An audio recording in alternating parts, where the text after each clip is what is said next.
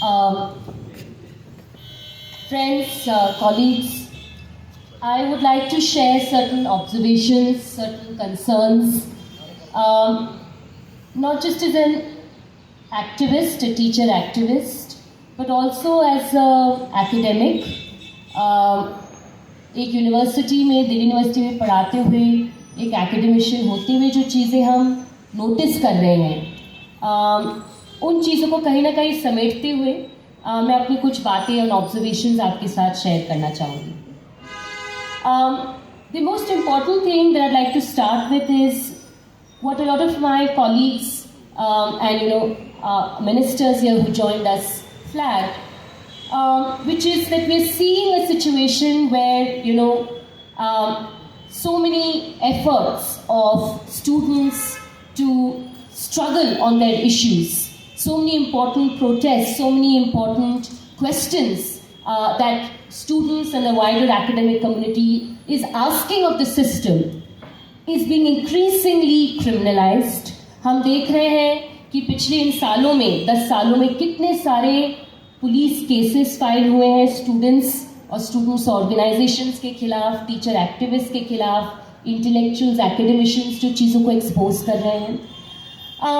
और जो सुमित के साथ हुआ, हम इतने सालों से इसी टाइप के केसेस को बार बार देख रहे हैं, इनफैक्ट इंटेंसिफाई होते हुए देख रहे हैं. कुछ साल पहले रोहित वेमुला के साथ ये शुरुआत हुई, एक अप्रोर था, there was a huge struggle, there was a signaling effect, but there were cases after cases and cases after cases, and it's a shame. I feel so ashamed that in a university like DU, which is always this it's always a place that is seen as a model for all central universities, we are continuing to see such, on a daily basis, humiliation and a casteist backlash on young students who are the most vulnerable. When we look at the university system, contractual employees, students are the most vulnerable segment of university space. पर इन सारे जो हादसे बार बार हमें पता चलते हैं, ऐसे बहुत सारे सैकड़ों हादसे होंगे जो हमें पता भी नहीं चलते हैं, दबा दिए जाते हैं. मैं उनको एक संदर्भ में रखना चाहती हूँ. I think what I wanted to share as my major observation is what is the larger context behind this very long list and in a continuously increasing list of casteist atrocities and other forms of discrimination, which eat into the very soul, the very critical, role that universities actually need to play in our society.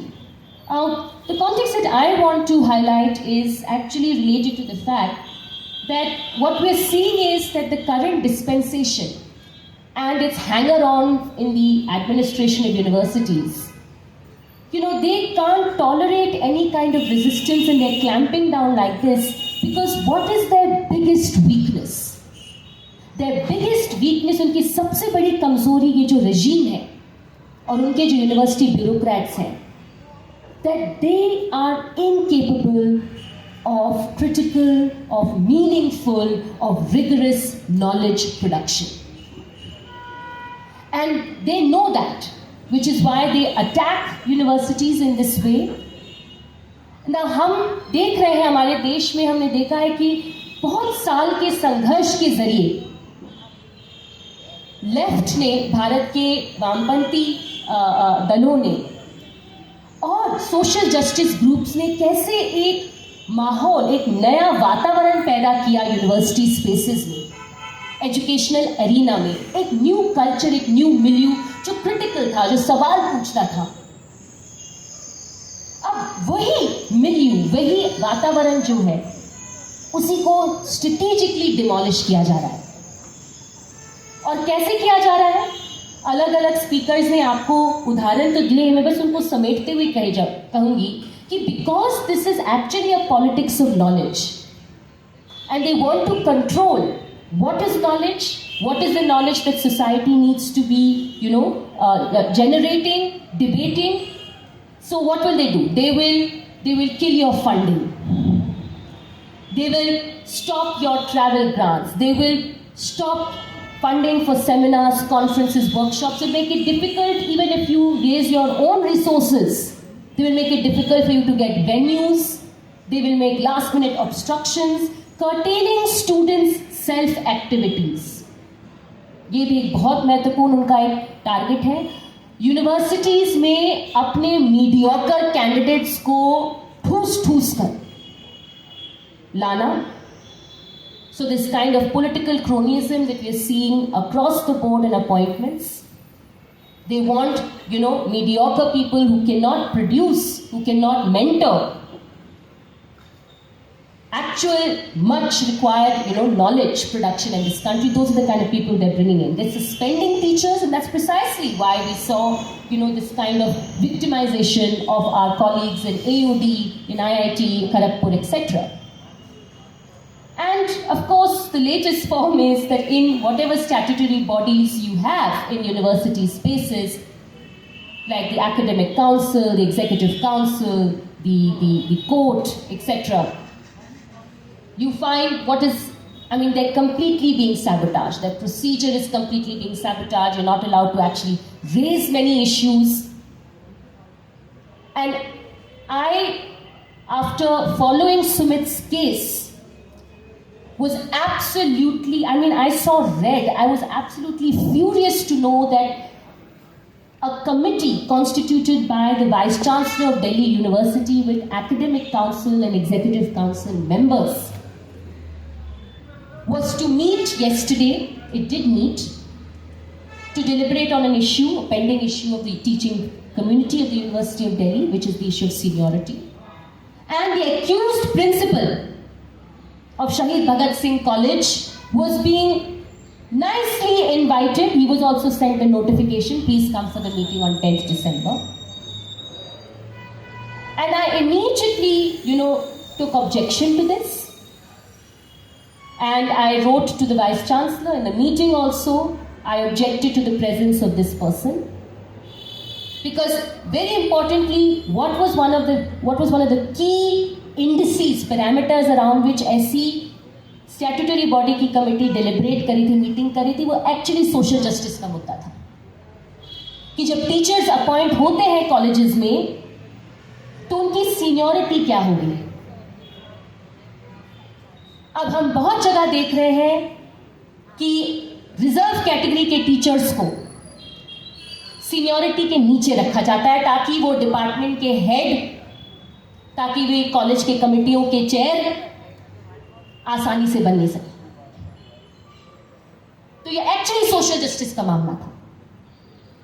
और इस committee में लड़ाइयां लड़ी जा रही हैं कि कैसे सोशल जस्टिस को हमें डिफेंड करना है. प्रोपोर्शनेट रिजर्वेशन सीनियरिटी में भी होनी चाहिए. और ऐसे लोग कमेटी में बैठ के डिलिबरेट करेंगे जो एक दलित स्टूडेंट के साथ कास्टिस्ट एट्रोसिटी कर रहे हैं. उनकी क्या कमिटमेंट है, उनकी क्या अंडरस्टैंडिंग, क्यों ना मान के चले कि वो वहां पर बैठ सकते हैं, क्यों उनको अलाउ किया गया. So statutory procedure, protocols, and actually a basic commitment is missing in our university administrations. And they're all people who've been placed there by this regime, by this dispensation. Om Prakash Valmiki की जूठन कुछ समय पहले, कुछ साल पहले पढ़ी थी. बहुत पावरफुल है. मुझे लगता है ऑडियंस में बहुत लोगों ने पढ़ी होगी. और उस टेक्स्ट को जब मैं पढ़ रही थी, इतने सारे जो हादसे सुने हैं, देखे भी हैं अपने ही स्पेस में, बार बार मेरे माइंड में आ रहे थे. And the irony is, and irony dies a death 1,000 times, is that those experiences which are summed up in Juthan, how entrenched they continue to be in our higher education institutions. In fact, they intensify. क्योंकि जब intensive struggle होता है लोगों के inclusion के लिए, तो उसी समय आप ज़्यादा इंटेंसिटी के साथ भी देखते हैं कि सिस्टम उसको विरोध करता है. And that is what we're actually seeing. And therefore, our education system, if we look at the higher education system, is crumbling. It's no longer in a state of crisis, it's actually crumbling. It's way beyond the stage of crisis. It's losing its legitimacy. It no longer looks like a modern education system. Because of the discrimination, because of the violence, because of the compromising of critical knowledge production, because of the victimization that the functioning of the system and the exclusion that the functioning of the system is allowing for day to day. I would like to end with saying that, as I said, irony really dies 1,000 times, 1,000 deaths, because we continue to see day after day so many incidents around us where, SC, ST, OBC, PWD category students, teachers, karamcharis being continuously, pushed back, denied their rights, denied their democratic voice and space, being allowed to finish their education within the university space. But this is not the only context. The context is not just of a politics of knowledge that is playing itself out with the right-wing dispensation, desperately trying to pack its people into the system, kill the academia, its critical work, target students and their organizations. Another context is, and this is written into the logic, into the very, very, each and every line in the provisions of NEP 2020. And that is precisely that a lot of the, it's not just the right wing wants to push the creation of knowledge, push the entire teaching and student community, the academia, into the, conservative moorings that it, supports. But this dispensation, this regime is also an agent of private interests in the education sector. और इसलिए हम देख रहे हैं कि NEP के अलग अलग प्रोविजंस जो हैं, चाहे वो उनके 15 साल के हर इंस्टीट्यूशन डेवलपमेंट प्लान की बात हो, स्ट्रेटेजिक प्लान जो हर यूनिवर्सिटी को, हर हायर एजुकेशन इंस्टीट्यूशन को बनाना है, चाहे वो हीफा से लोन लेना हो, चाहे वो open and distance learning mode को प्रमोट करता हुआ एक प्रोविजन हो NEP 2020 में, ये सारी जो टेंडेंसीज हैं, ये सारी चीज़ें किस तरफ जा रही हैं कि आप अपने यूनिवर्सिटीज में प्राइवेट प्लेयर्स को आने दीजिए, रिसर्च नॉलेज को हमें एक्चुअली ओपन अप करना है। और इसलिए हम देख रहे हैं कि MOUs, कोलैबोरेशंस को फोर्स किया जा रहा है कि हम प्राइवेट कंपनी, चाहे वो फार्मास्यूटिकल कंपनीज हो, मल्टीनेशनल कंपनीज हो, वो अब डिक्टेट करेंगे कि इस समाज को, भारतीय समाज को क्या नॉलेज की जरूरत है, हमारे रिसर्च लैब में कौन से ड्रग पर रिसर्च होना चाहिए, हमें कौन सी डिजीज पर ज्यादा ध्यान देना चाहिए। ये तो जो प्राइवेट कंपनियां हैं, जो यूनिवर्सिटीज के साथ MOUs, जो अलग अलग तरीके से जो बना बनाया व्यवस्था है पब्लिक फंडेड इंस्टीट्यूशंस का, उनके लैब्स हैं, उनके क्लासरूम्स हैं, उनके एकेडमिशियंस हैं, उन पे वो अपने आप को ग्राफ्ट करेंगे और डिक्टेट करेंगे कि क्या नॉलेज प्रोड्यूस होगा। और हमें पता है उस नॉलेज का क्या नेचर है, वो तो प्रॉफिट ड्रिवन होगा, वो नॉलेज वही नॉलेज होगा, वो पेपर्स वही होंगे, वो कोर्सेज वही होंगे, उनमें वही बच्चे आ पाएंगे जो अच्छे खानदान से है, जो इन कोर्सेज की फीस अफोर्ड कर सके।